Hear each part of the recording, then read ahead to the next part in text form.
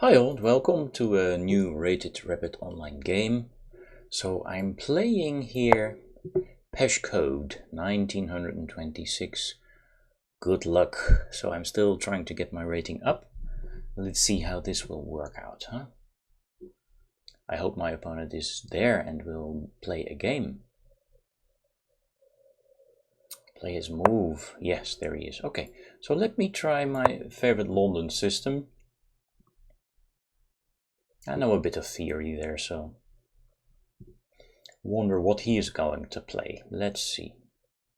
There's so many systems to try and fight the London system. There's the King's Indian setup. There is the Queen's Indian setup. There is just, let's say, normal Queen's Gambit stuff. You can keep the light squared bishop on c8 inside the pawn chain. You can bring it outside the pawn chain. For the moment, Black is staying flexible, even though he's locking up his bishop on c8, so it can no longer go to f5 or g4, which are also interesting and complicated lines. Basically, every opening in chess is complicated. No. I mean, we're playing the London system, and it might just give you the feeling that you can study a very, very narrow repertoire, but you know, there's so many possibilities also in this system that it basically doesn't matter so much. Now this is a bit of a weird move. He's checking me and putting the bishop on a vulnerable square. I could just try and block it with knight d2, but I think I'll just play c3, which is a useful move in most London system triangulation or triangle pawn triangle setups. So where will he go? If he goes to a5, as that was the idea, then he can barely hang on to his bishop after queen a4 check, which is a double attack on the bishop and the king, because he still has knight c6 there, which is a bit of a double defense. It's the only move not to lose immediately, but the bishop is also vulnerable there to b4, which can also be a useful space gaining move for me there. So I'm guessing he'll just retreat to d6 or e7. If he goes to d6, then I think I'll just retreat the bishop, go to g3, and it might just be a very healthy tempo up on other regular lines where the bishops oppose each other on d6 and f4, and where white also goes g3. But of course we have to wait for his answer. But he is taking his time. He is taking his time. So at the moment I'm feeling good about this, but it's already also a little bit out of the ordinary, you know, after bishop b4. And I'm known to play, well, weaker when things get out of the ordinary. But, you know, let's try and stay focused and just play chess and make the best of it. Of course, I just want to take the bishop on the next move. So where is my opponent? And there are really not so many moves he can consider here. Or it would have to be a counter-attack with g5. He's going back, as mentioned. Okay, so I'm going back as well. Now, if he takes on g3 to give me double pawns, I will pre-move h takes g3, because that will just open up the semi-open h file for me then, and then I'm looking at h7, and that pawn becomes a target. Okay, now he might want to arrest my bishop with either knight h5 or knight e4. Knight h5 is not possible because my queen is controlling that square, but I think I'll just defend the e4 square, so that once the knight invades on e4, I can just immediately capture it, and then he'll have quite a weak and double pawn there on e6 and especially e4. So I'm safe there, everything's covered for the moment, and he's already down to 4/5 of his time. Now it's getting no, maybe it's not so getting interesting. I'll just play knight f3. If he goes knight h5, there is the option for me to go maybe bishop h4. I can of course also just safely take on d6.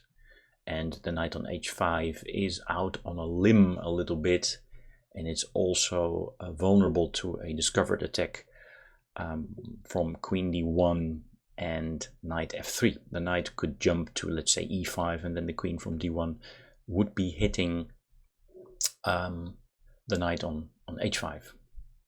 Actually, I don't know if I'm allowed to make any arrows and symbols whilst playing. I don't even know if I can while playing. Let's see if I can make an arrow. How to do that on Legion. Something like, that's not an arrow. Oh, I'm afraid that I didn't pre-move there.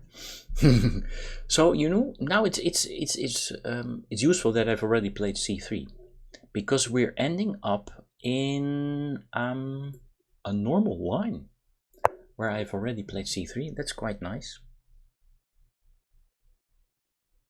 Yeah, so this is a well-known theoretical line.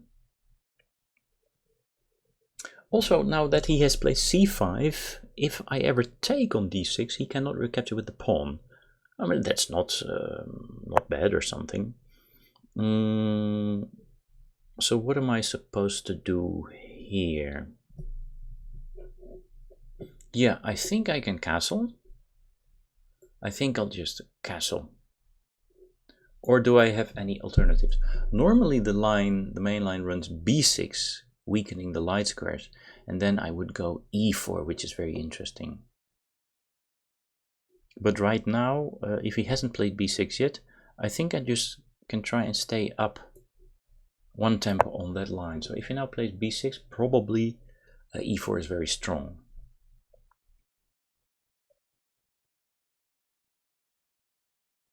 Of course, if he now takes again on g3, I'll just have to recapture with the h-pawn, and circumstances are better for him now to take on g3, since my rook is no longer on h1, of course.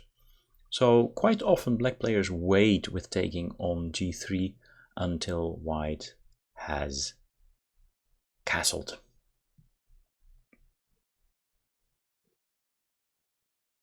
So what could be a plan for me? He goes h6, so he's still not weakening himself in that regard, right? Well, one plan could be to play like takes on c5, even though that would give up the center. Bishop c5 and then e4. He could take that. I would take it with the knight. He takes it with the knight. My bishop goes to e4. And there might be a possible exchange on d1. I don't think that gives me too much. I can also play the typical move knight e5. I'm also not so sure what that gives me. Of course, if he takes with the knight, I'll recapture with the pawn, forking two of his pieces. But if he takes with the bishop, I'll recapture with the pawn, then I'm up the bishop pair, of course. And I might just bring the queen all the way to h5. That can give interesting attacking chances. Another move, since he appears not to know so well what to do, might be queen e2. Just connecting the rooks. That move is also fine. But somehow I'm attracted to knight e5. It also gives me extra options like queen f3. And maybe just going back there with the bishop to h4, something like that. So I'm just going to go with this. Let's see, what is this? Knight e5. We cannot think too long about these things. It's a rapid game. Queen e2, yeah, queen e2 was the alternative, I suppose. Hoping maybe for c5, c4, then I would drop back the bishop to c2 and I would have a very healthy break to play e3, e4 there. So maybe now I'm forcing the play a little bit too much. Even though, as I said, I'm attracted to this. Now he cannot move his b pawn, for instance, because I would just simply take the knight. So how can he now develop his bishop? There is a very well-known mistake that he can make now. If he plays bishop d7, then for the moment there is no connection between queen d8 and bishop d6. So if he does play bishop d7, I'll just go knight f7, attacking the bishop and the queen. He can take that knight, but then bishop takes d6, winning a pawn and also hitting the rook on f8, and that would more or less already lead to a winning position, at least in the higher sense of the word, technically winning position. Of course, I would still have to show a lot of technique there, but the only one that can win there is of course white. And I would have snatched a very important pawn, the f7 pawn, which is the base of his pawn chain, an important defender of his king side, the light squares over there. So yeah, he might just consider now taking on e5 for that reason with the bishop, or put a little bit more pressure even on the knight on e5, for instance with queen c7. If he goes queen c7, then I can play the typical f2, f4. That looks decent. That looks decent, even though it does ham in my bishop on g3.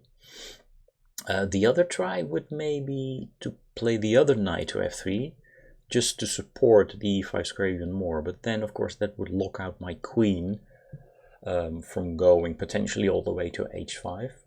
And also, it would lose some control of the e4 square. So if queen c7, knight f3, knight e4, then he's hitting my bishop on g3, and I can take that knight, of course, but then I would have to surrender my bishop on e4. He would recapture on e4, he would be hitting my knight, and that knight is needed to protect on e5. So if he plays queen c7, I would go for f4. It's not an ideal move to play. On the one hand, look. Yeah, okay, so this is, yeah, it took some time for him, of course. And now the question is, if he retreats to d7, which he will do, then am I going queen h5 to protect the pawn laterally? Which I like, because he can never really kick the queen with g6, since he has already weakened h6. Or am I going knight f3? But again, knight f3 hems in the queen. I think it's probably better to go queen h5, protect the pawn for the second time, and then follow it up with knight f3. And then I can try such things as bishop f4 takes h6, sacrificing there for 2 pieces, and then I'm threatening mate on h7. And hopefully my knight on f3 will also have a say in the attack then. But I have to be careful that it may just simply not be enough, because in this plan I'm not involving the rooks. One way to involve the rooks is always to play something like f4, rook f3, rook g3, you know, the typical rover, rook up and over. Another idea would be to put some rook on d1, and then just try with the vis-a-vis of rook d1 against queen d8. So you would have something like a c4 break or e4 break. But probably in that case he can always answer quite safely with d5, d4, keeping things closed. And that square would be quite well covered for him. Now I'm going to play queen h5, but let's just check if that move is really safe.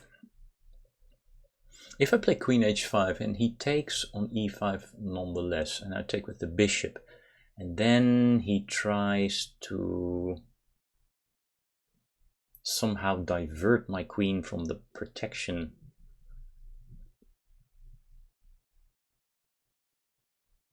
well, things would become very complicated. Queen h5, knight e5, bishop b5, g6. g6, but there's bishop d6 as well, right? And it's, yeah, I'm still protecting. Yeah, that just looks fine.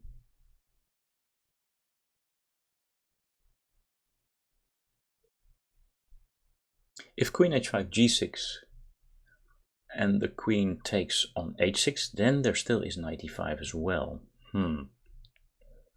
However, it does simply look good for me. I'd be really visiting his king there, you know. I would have the dark squares as well. Those squares would be open. I think I'm just gonna go for queen h5. Yeah, let's not think about it too long. I'm up 5 minutes on the clock.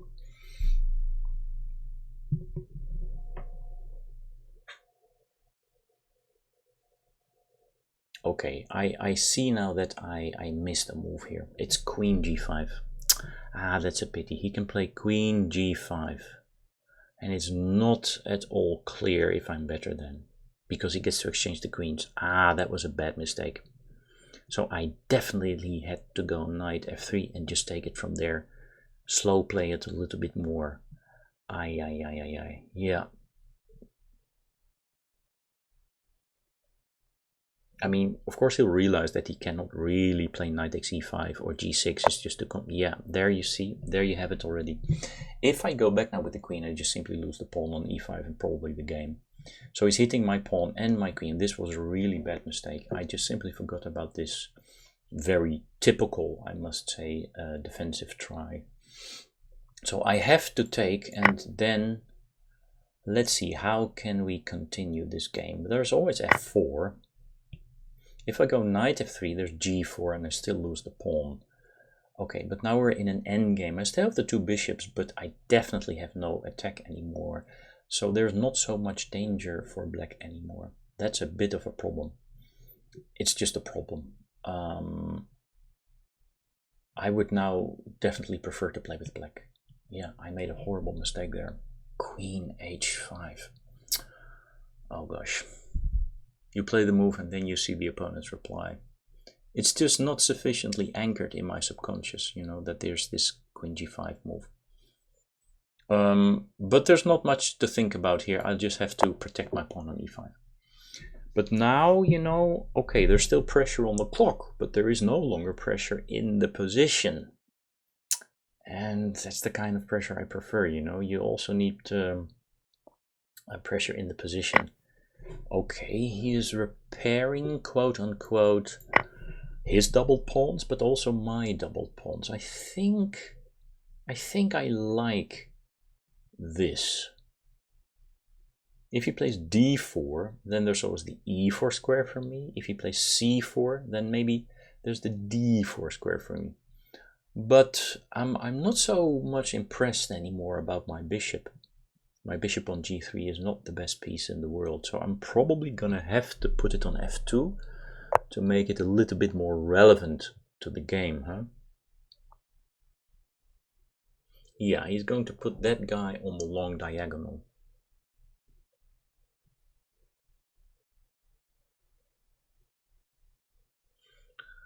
I'm tempted somehow now by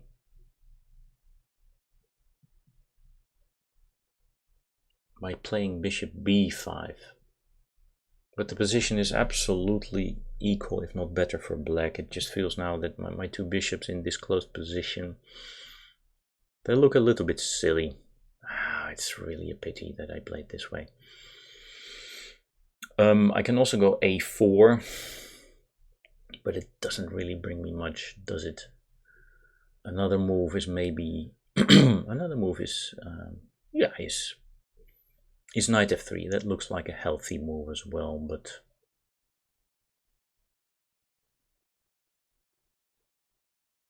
wait a second. Maybe I can still make something happen if I go for the f5 break. Because the f5 break is the type of break where still all my pieces make some sense. Let's say we go rook a to e1. So finalizing development, basically. And then all my pieces have squares. They're on developed squares, maybe not the very best squares. But then if he goes bishop b7, there is actually f5. And that is that f5 square is covered sufficiently, but also, more notably maybe, the e5 square is then covered.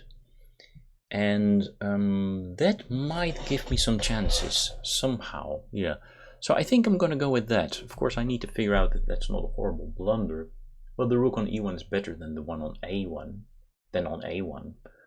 there's always d4, but that doesn't threaten anything immediately. As mentioned, I can jump knight e4, d6, harassing his bishop, and c4. I'm also not too afraid.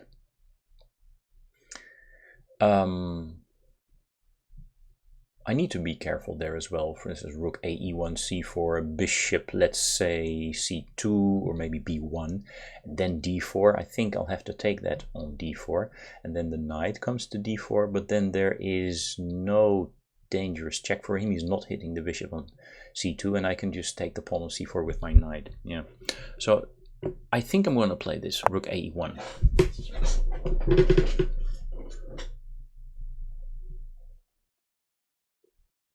Yeah, what I like about this is that I'm really trying to play with all my pieces. I mean, the position is also maybe not that bad. I shouldn't be too pessimistic. And at least this involves 5 points, you know. The rook has a fighting power of 5 points, which is maybe better than some sort of quote-unquote subtle move like bishop b5, where you maybe want to trade the bishop for the knight and then try for some dark square control, blah blah blah.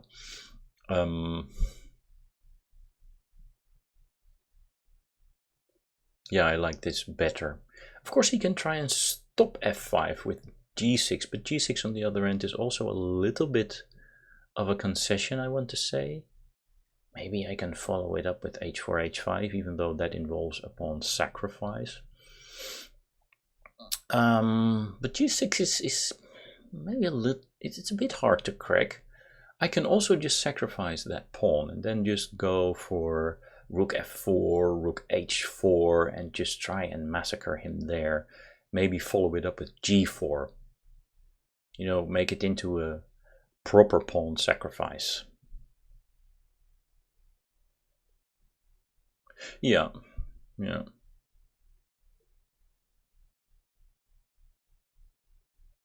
But even if I play f5, what would be my next move? Would it be to take on e6, or would it be to play f6?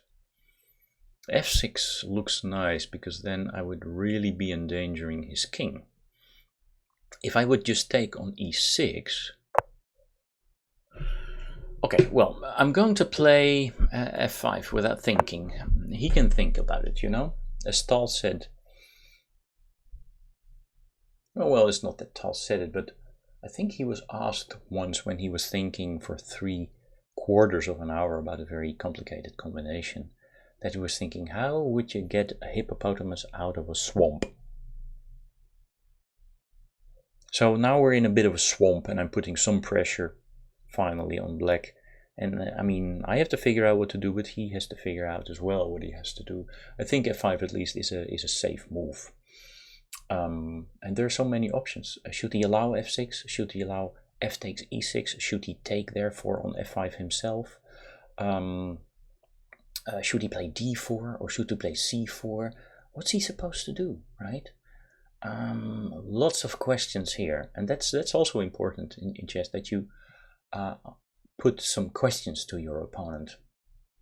One idea of taking on e6 is maybe to follow it up with knight f3 to g5, and then I'm hitting e6. If I cannot hit e6, a weakness is only a weakness according to Kortsnoy if you can attack it, then maybe it doesn't make so much sense to open the f file with f takes e6. So in that case I would really need my knight to be there. The other try now is of course f6. But he is also, wait, this is interesting. If I play f6, then at least I'm locking up his rooks. If he takes that, I can take that with the pawn, and I'm threatening bishop d6. But if he's smart, we exchange on f6, and he goes e5, e5.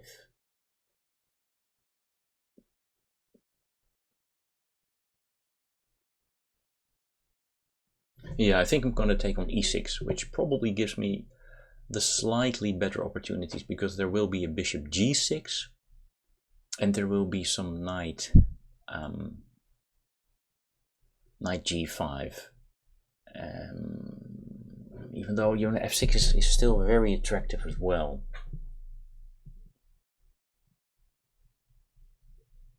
Or should I start with knight f3? Knight f3 is also an idea. It's overprotecting. Yeah, but on the other hand, the threat... No, does he have a threat of taking... If I play knight f3, he takes on f5. I take with the bishop on f5. I'm hitting the knight. And still e5 is protected sufficiently. Another idea there could be to play e6. And then if he takes, it's bishop e6 check.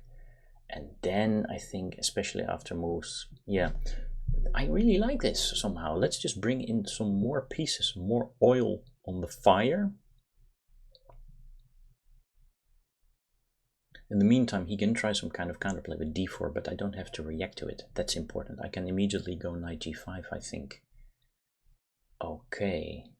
Well, let's have a final look at f6. He takes that, and then e5. I can just barely play bishop f5 there, but it's complicated because then he has knight takes f6 again. Yeah, so I'm gonna go with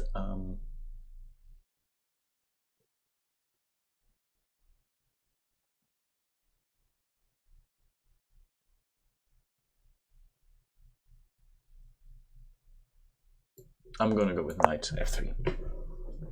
Still double time on the clock.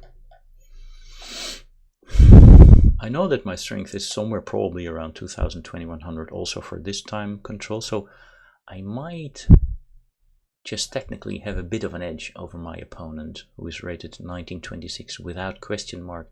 So he's played sufficient games to make this rating into a reliable rating. Yeah, this is nice tension maintaining play, so to say. Now the question is, of course I don't do anything, right? The question again is, should I continue with knight g5?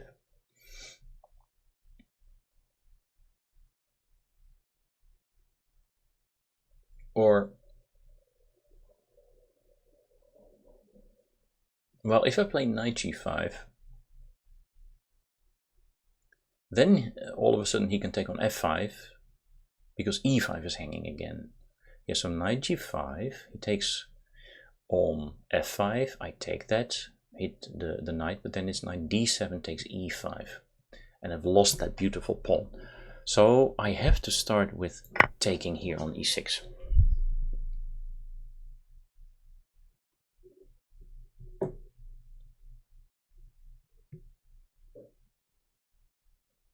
Now if he takes that with the rook, then knight e5 is a very nice tempo, because he cannot play rook takes e5, because that would lose the exchange, of course.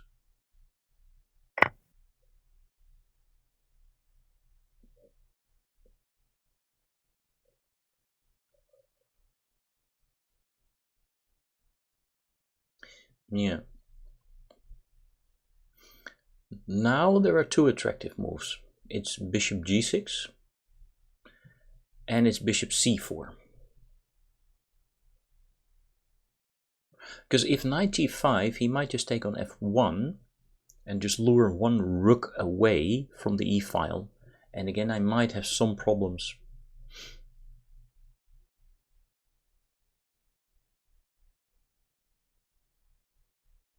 What I also, yeah, so bishop c4, but of course the bishop is vulnerable on c4. So if we go, I'm not really hitting anything with that. Yeah, so I'm gonna go bishop g6.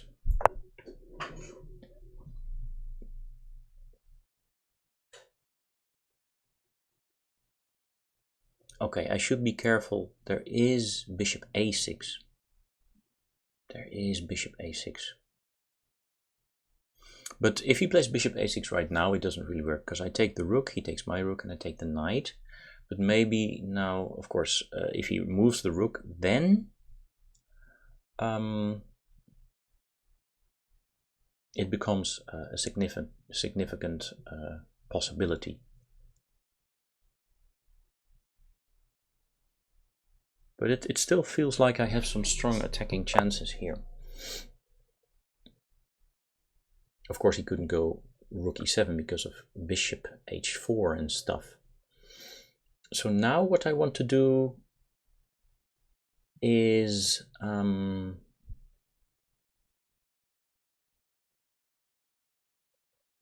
I think I'll just have to go for it now with knight g5. I created my target, right? I created my target. Let's go knight g5 and see how he reacts. For the moment, e5 is still protected.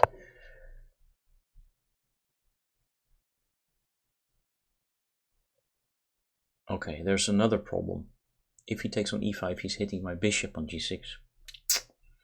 It's difficult, yeah. But I can always just take on f1 with my king.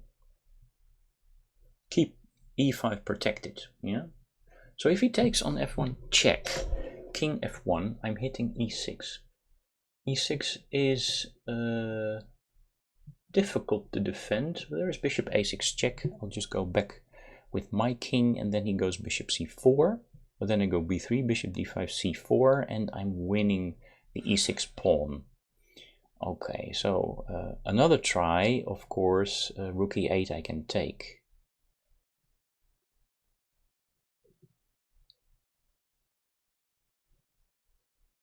So the only other try basically that he has is knight d8, but that really starts surrendering pieces. Then maybe bishop f7 check is already strong, because if he takes that, then I have rook.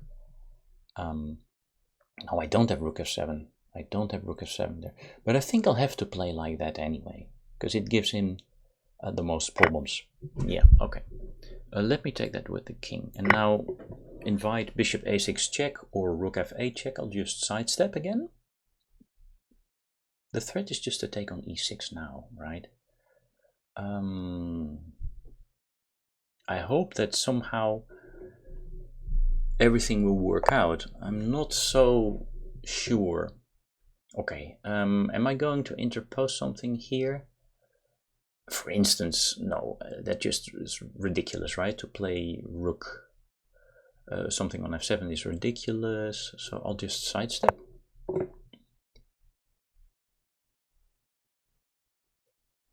Now again, as mentioned, I am threatening.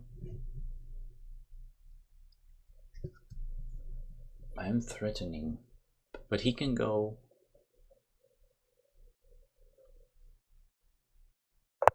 Yeah, he can do this. But now I may just switch the attack to take on d4 and go rook d1, and then just sort of try and massacre him on the d file where there are so many knights. I need to be careful that he cannot attack my pieces.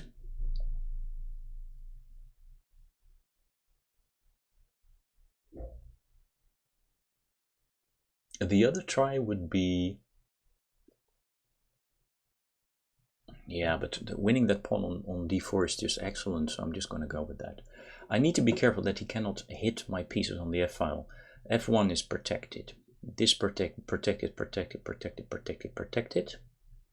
And yeah, the knight on d8 is really stuck, and so is the knight on d7. I take on d4, go rook d1. He may try knight c5 there, but there is rook d4, and well, okay, I think we'll just have to go for that.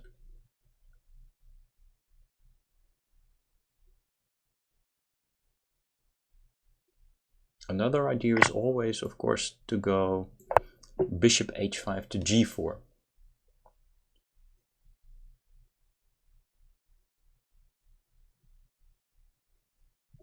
I'm up on the clock, but this is an extremely crucial situation. Do I have knight h7s? Sometimes I have it, because then I would be eliminating the defender. Yeah, okay, that's just a little bit cheap, isn't it? That's a little bit cheap. I'm not going to be mated. Let me play h4 or h3. It feels like h3 is safer. Let's just do this.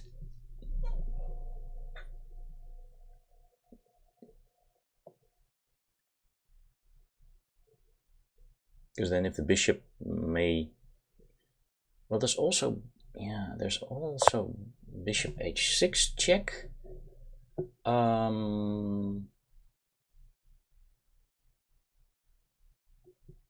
If I just take here, he cannot put any piece on d3 or e4. That is very nice, so this is just very strong. Now I'm threatening bishop h7.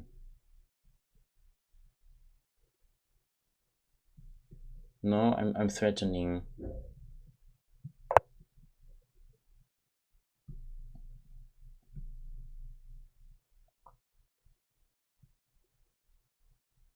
Okay, let's take some time. There's not so much time left for him, because it feels really tricky now for him. There is rook d6 hitting the pawn and the knight.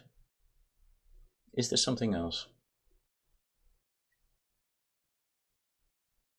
If I take on e6, it's a pawn. He takes my rook. I have to take his rook. He takes my... it's not good enough.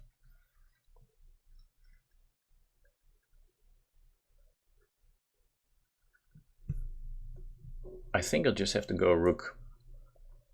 If he hits me with knight e4, I can take that. So he has to move his knight to d6 somewhere. Where can his c6 knight go?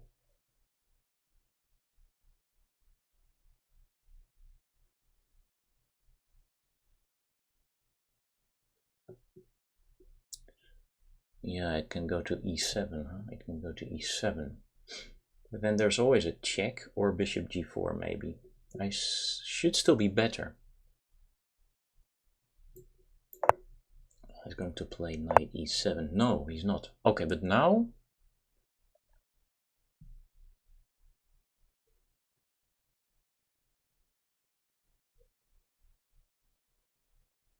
do I have a combination now? I thought maybe knight...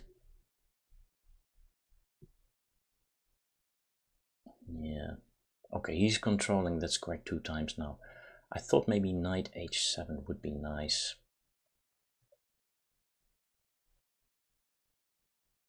There must be something tricky now.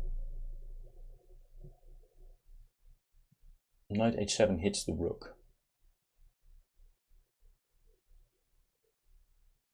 He checks me, I go to h2. And then there's a threat of checkmate. I mean, I can try it, but I'm not sure if it will actually work.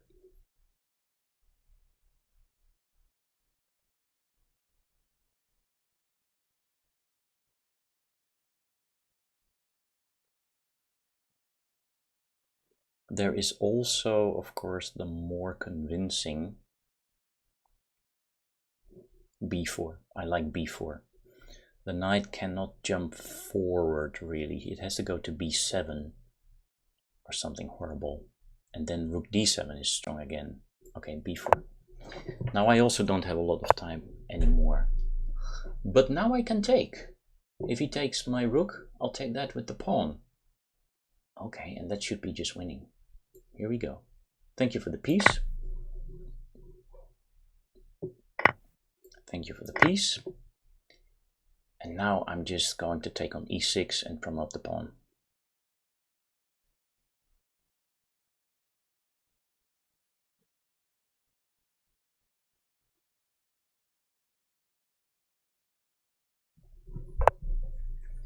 Yeah, he's protecting still, but there should be a simple solution now somehow.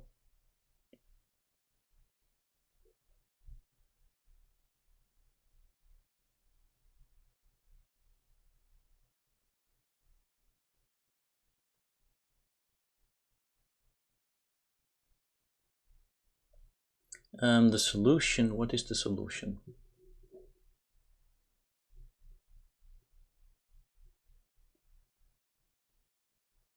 Okay, what is the solution? I should be winning this position. I have to bring...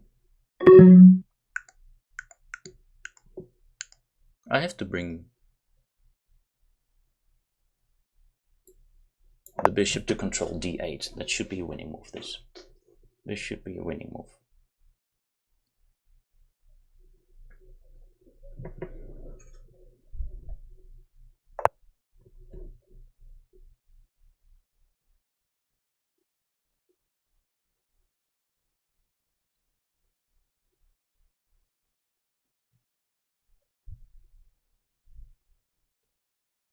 Okay, now I think I should play this move. Yeah, this is fine. This should win. Okay, I need to be extremely concentrated now because I don't have a lot of time. But fortunately the position is simple enough, I would say, to win, even though he does have 2 connected pass pawns now. Okay, he does have 2 connected pass pawns, so I'm gonna go with this. Boom.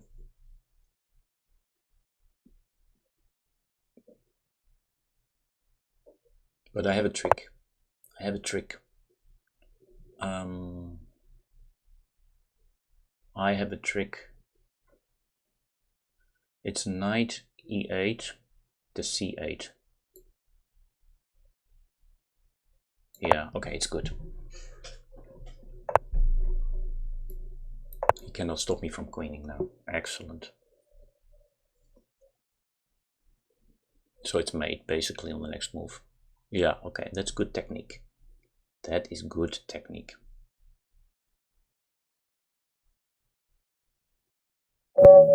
Yes, thank you very much. Okay, good game, I think.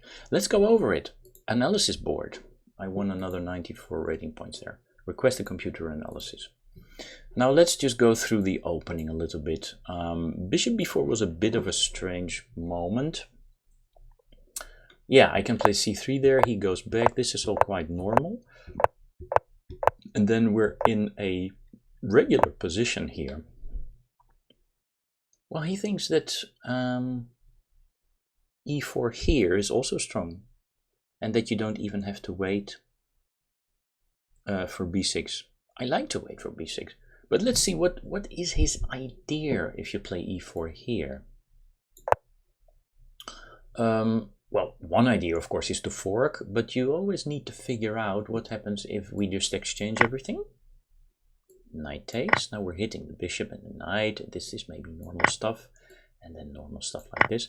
Now this situation is known with this pawn on c2 and this pawn on b6, if I'm not mistaken. And then, of course, the knight on c6 would be hanging. But here that's not really the case.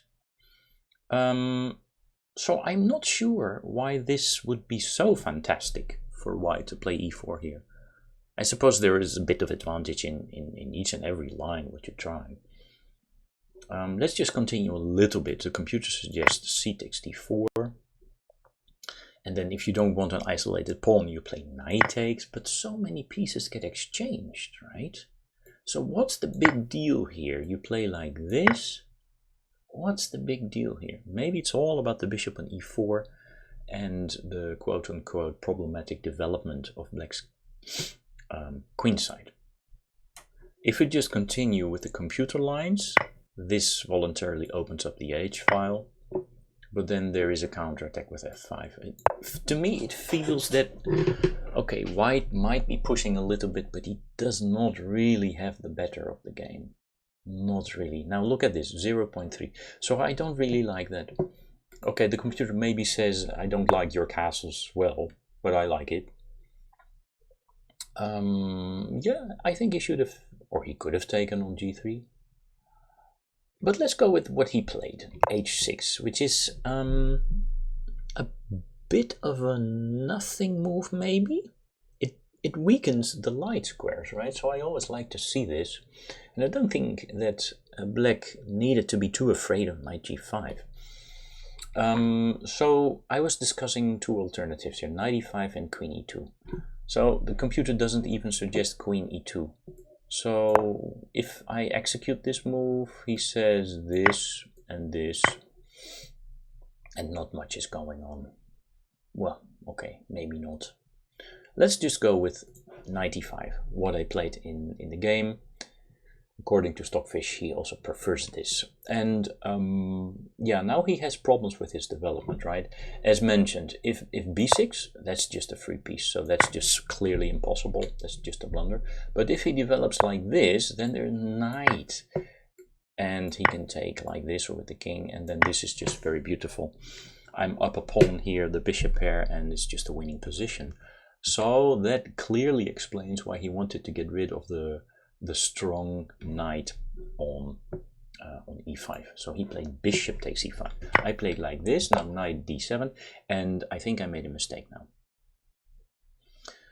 The computer does suggest queen h5. It's even the top move of the computer. So maybe even objectively speaking, it's not a mistake, but it felt like a mistake because I had missed queen g5.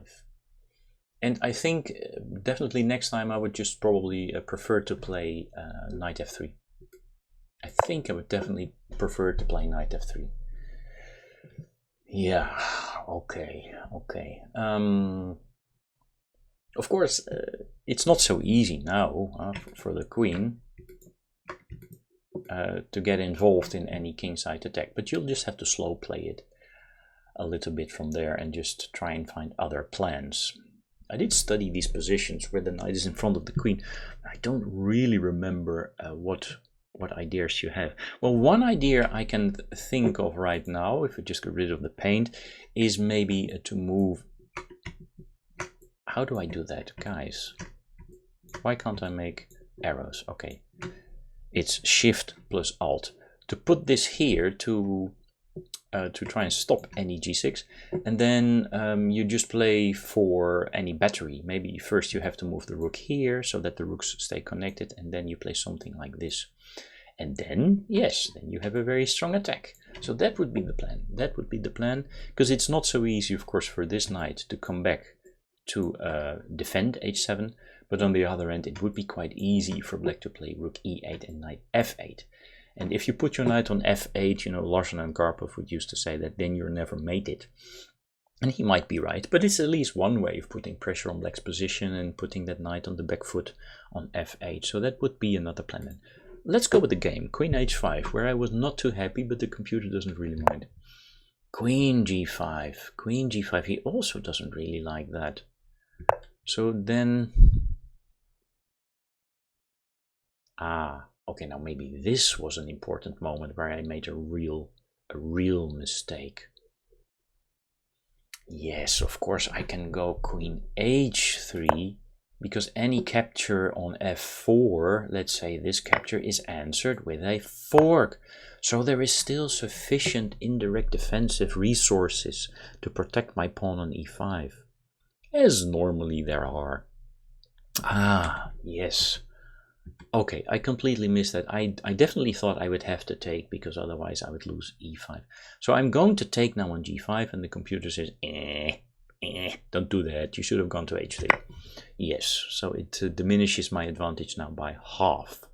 And of course it realizes that now the endgame is not such a big deal for black. Actually, I would sort of prefer to play the endgame, but then later on I saw the plan with rook a e1 and f4 f5, and that really gave me some play after all.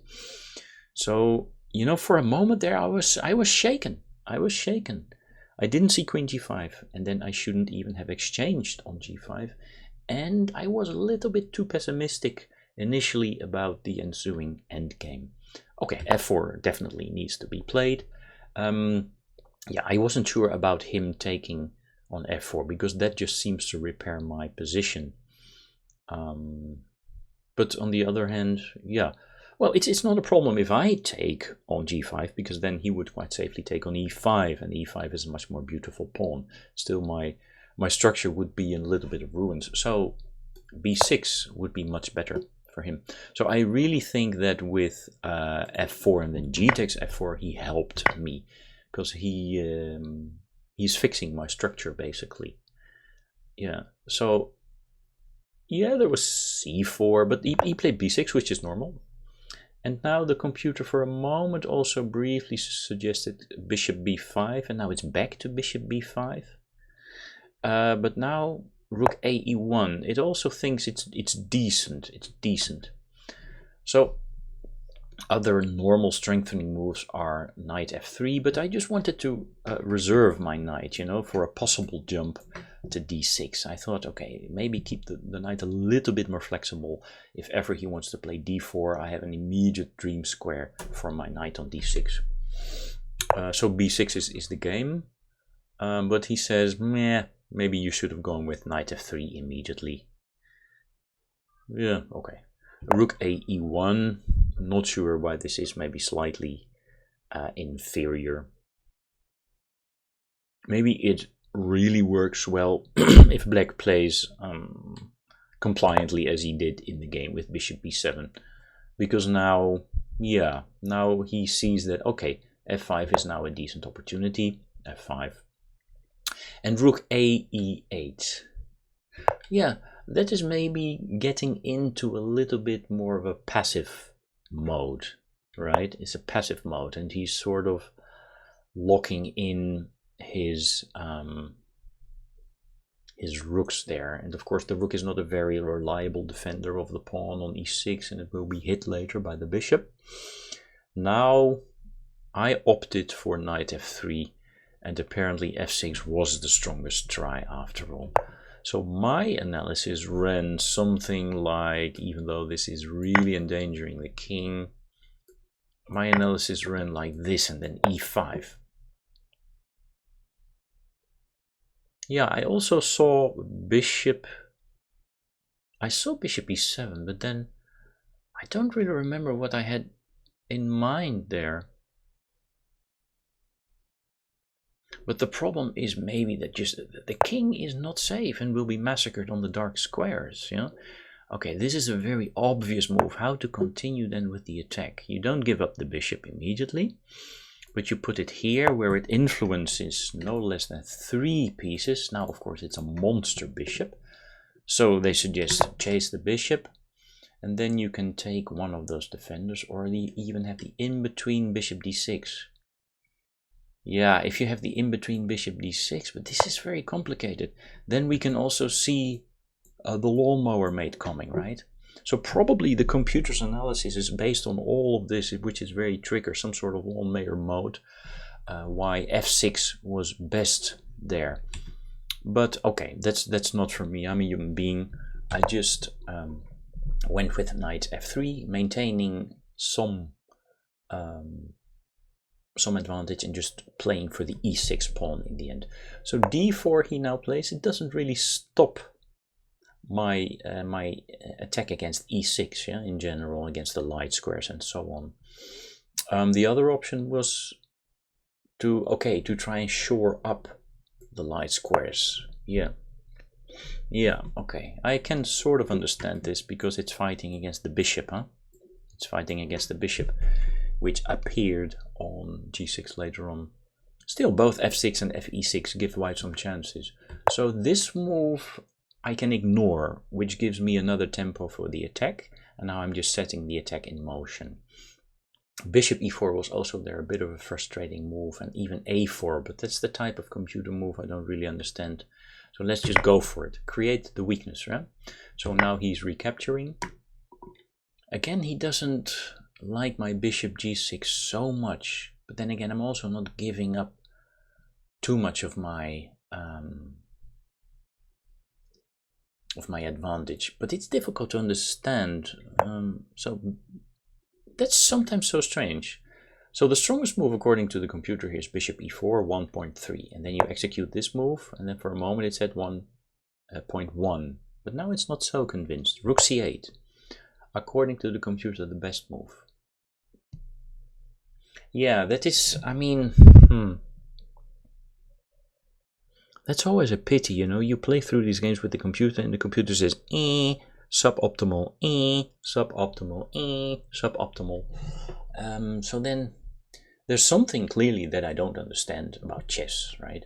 But this is just very focused play against e6. He takes, I definitely take with the king, otherwise I lose e5 and my bishop gets hit. And now, yeah, it's so attractive for him to give a check. But I'm not sure the rook is better on f8 or the bishop is better on a6, and I can just sidestep that with my king. Knight d8 from here, knight d8 from here, he's suggesting. But it's also very difficult to defend that position with black.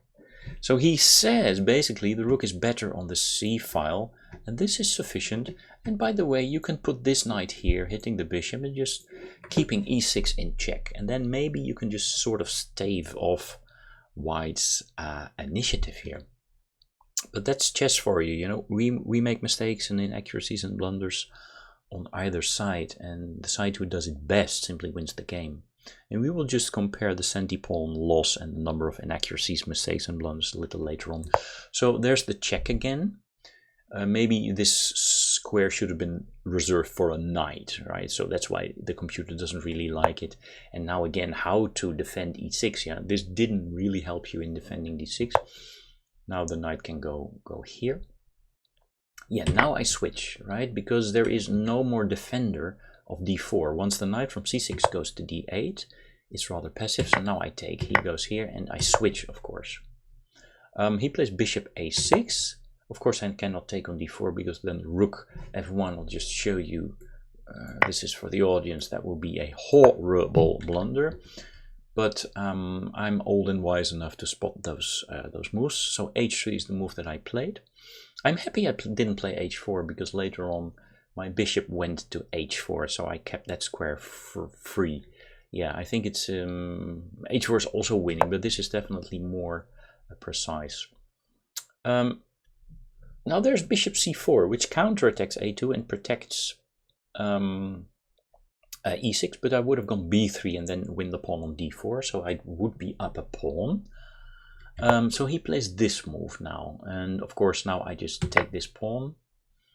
He counterattacks me, but for the moment he's also letting go of e6.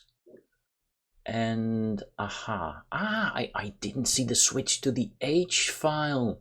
I played rook d6, which is also winning, but again suboptimal. Look at that, guys, look at that. There's this check, and I still would have had my king side attack with rook h4. Yeah, okay. The king is in a box. He has to sacrifice more material. This is definitely very clearly winning. Okay, that's a pity. Checks, captures and attacks, guys. Checks, captures and attacks. But I mean, you can just see this check, but if you don't see the follow-up, then the check also doesn't make any sense, right? But clearly there's something I don't understand about chess. Rook d6 here, and knight goes back. Yeah, now b4 was a difficult move for me to spot, because what was my first intention? My first intention was knight h7, which basically it hits the rook, but it also just sidetracks my own knight. And if it doesn't work, such an attack, then it's just superficial and it doesn't bring me any result. So I don't think the computer would have liked that. Still, he likes me, but of course, since he has a problem here and he has a problem here, I think he has to get out with tempo, the intermediary move, and now maybe he can do something about his knight. Yeah, knight f7, for instance, knight f7, and you know, there is no check here on the back rank, because the knight is doing perfect defensive duties. Maybe b4 is there. Is b4 there? And then take on e6. But I already don't like the fact that my pieces are somewhat uncoordinated now. How is this knight, for instance, ever going to come back into the game? So final try here, b4. Oh, okay. So I'm just not using my eyes. My apologies. It's knight f7 also even hits the rook. So I didn't go there. You know, I think the instinct was right not to make such a superficial move, but to involve yet another attacking unit. This is a very important lesson that I'm teaching my students as well. And I'm learning more about myself also over the past few weeks. If your pieces are optimally placed, try and make a pawn move, you know. The dear Lord gave us 16 pieces to start with, so why not use everybody? Yeah, try and bring everybody to the party. c5 is just a beautiful target for the pawn, and the knight was performing excellent defensive duties here. So yeah, he just had to go, and this was a tactical mistake. I think he just had to put the other knight, if anything, on b7, because then there would not have been that combination which netted me 2 knights for the rook. But as mentioned, then I would have gone here. And then of course I have great pressure along the 7th rank. I'm up a pawn, and all the winning chances here, I think. Yeah, okay, that's almost 5 points, but that's not the game. The game was this, but then of course I ignored the attack on my rook, because the pawn just keeps on taking. Again, he wants some in between bishop h7. Nah, c takes d6 is the strongest move here. And he was right to not allow my knight to go to e6, which would immediately control the promotion square for my d-pawn. So bishop c4 makes perfect sense.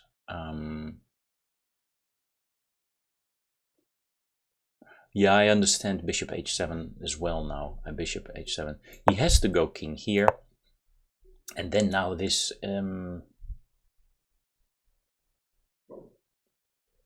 bishop c2. Well, I thought the idea was to go here. And then when you promote, you give this check. But he takes on h7, and then you take the rook here, and then you're up a piece. But he takes my a pawn here. For instance, for demonstration purposes, the idea could be now to give this check. Yeah, he takes here, but this is not sufficient. The idea is, of course, that you control now d8, but look at this. I mean, this is not clear. Okay, he likes white, yeah, it's a piece against the pawn, but I need to show a lot of technique in a limited a window of time. So let's just go with bishop h4. I really liked bishop h4. I would not have to sacrifice 2 pieces, but just 1. And then in the ensuing endgame, I would be up 2 pieces, even if he gets a2, and that's of course a much easier win. So he played this move. And again, there are checks, you know, again, there are checks, so I'm playing suboptimally, but I knew what I was doing, so that's important. Now the threat is just d7 and d8, so let's ask the computer if we type x. Yeah, the threat now is d7, the computer agrees, so he takes. And now the idea was not even to go d7, d8 immediately, but of course to block even the defense from the rook. And then I would be getting a queen because he could not sacrifice his rook for the queen. So I think maybe he understood this, or he just wanted to go behind his own pass pawn. And now, okay, rook e8 doesn't shield off the rook anymore. But now I can try and do it from the other side. Yeah, he likes knight d6 as the best move. And of course now this also ensures me getting a queen. Okay, well, very nice. Let's take a look at the graph. It looked pretty decent there. So my average centipawn loss was 21. His average centipawn loss was 49. I made 4 inaccuracies. My opponent made quite a bit more and also some mistakes. So I think I can be happy with that for a rapid game. Thanks for your attention, and I'll see you in a next video. Bye.